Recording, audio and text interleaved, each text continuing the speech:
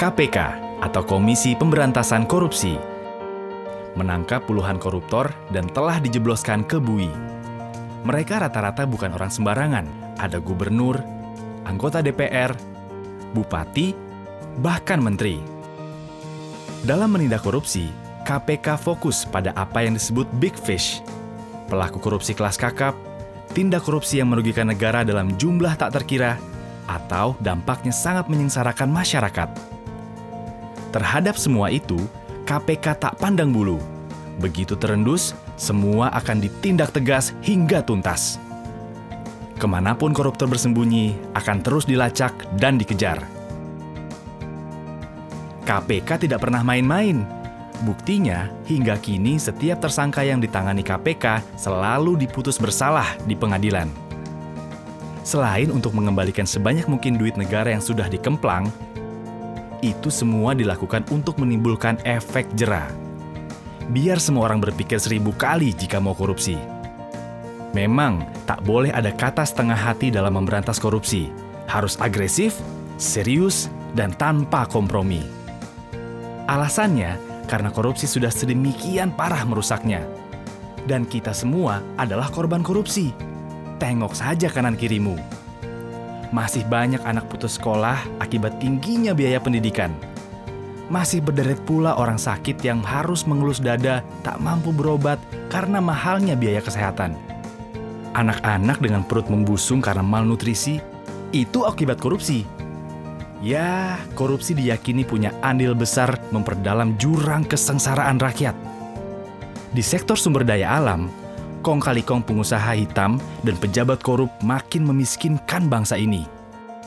Kekayaan alam tergerus habis, meninggalkan kerusakan yang akhirnya harus ditanggung masyarakat. Sektor pangan tak luput dari jarahan para koruptor, membuat ketahanan pangan di negeri yang subur ini melemah. Petani tak berkutik karena tanah pertanian mereka dialihfungsikan menjadi perkebunan atau bahkan perumahan mewah. Sebenarnya usaha memberantas korupsi bukan barang baru.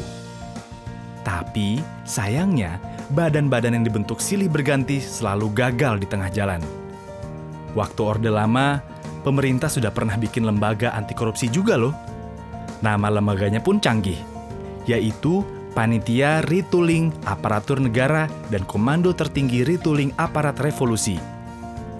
Di zaman Orde Baru, ada tim pemberantasan korupsi, Komisi 4 yang dipimpin Bung Hatta, tokoh proklamator yang dikenal jujur dan berintegritas tinggi, dan juga operasi penertiban atau OPSTIP.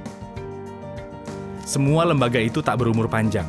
Ada saja hambatan yang membuat badan-badan itu akhirnya KO di tengah jalan. Pemberantasan korupsi yang dilakukan dengan cara konvensional ternyata nggak ampuh dan mengalami banyak hambatan.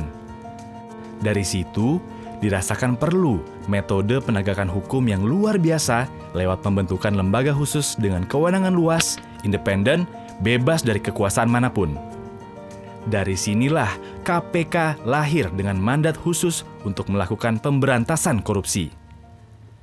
Dengan sejumlah kewenangan yang dimiliki, KPK diamanatkan untuk menuntaskan 5 tugas besar, yaitu melakukan koordinasi, supervisi, monitor, penindakan, dan pencegahan.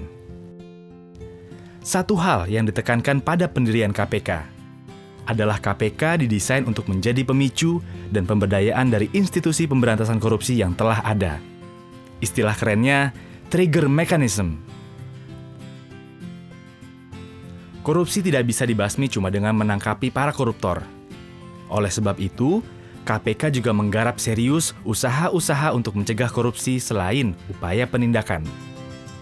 Bekerja sama dengan banyak institusi, KPK coba mendorong tertutupnya segala lubang kesempatan korupsi.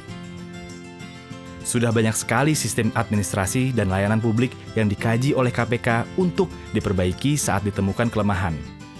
Jika sistemnya sudah baik, maka dipercaya akan semakin sulitlah celah orang untuk berbuat korup. Kesempatan korupsi juga ditutup melalui transparansi para pejabat negara. Di antaranya dengan kewajiban pelaporan kekayaan milik pejabat dan pelaporan hadiah-hadiah yang diterima oleh pejabat atau yang terkenal dengan istilah gratifikasi. Sehingga korupsi bisa dideteksi dan dicegah sejak awal. Cara lainnya adalah dengan mengikis niat untuk korupsi. KPK mulai coba menanamkan karakter-karakter anti korupsi sejak usia dini. Hingga nantinya diharapkan akan terbangun generasi yang bebas dari korupsi. Upaya pencegahan korupsi adalah sebuah pekerjaan besar, karena harus dilakukan secara konsisten, terus-menerus, dan butuh waktu lama. Namun, ini adalah investasi masa depan untuk mewujudkan Indonesia yang lebih baik. KPK nggak bisa sendirian membuat Indonesia jadi bersih. Perlu usaha bersama demi membentuk bangsa yang punya karakter kuat dan bersih.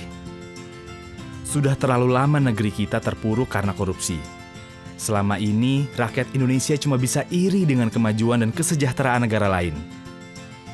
Kita tahu, Indonesia yang maju dan sejahtera cuma bisa diwujudkan kalau pemerintahan dan birokrasi bersih serta melayani. Tapi, masyarakat juga tak boleh membiarkan perilaku korup terjadi di sekitarnya. Dengan semangat anti korupsi dan kerja keras seluruh lapisan masyarakat bersama KPK, harapan itu masih ada.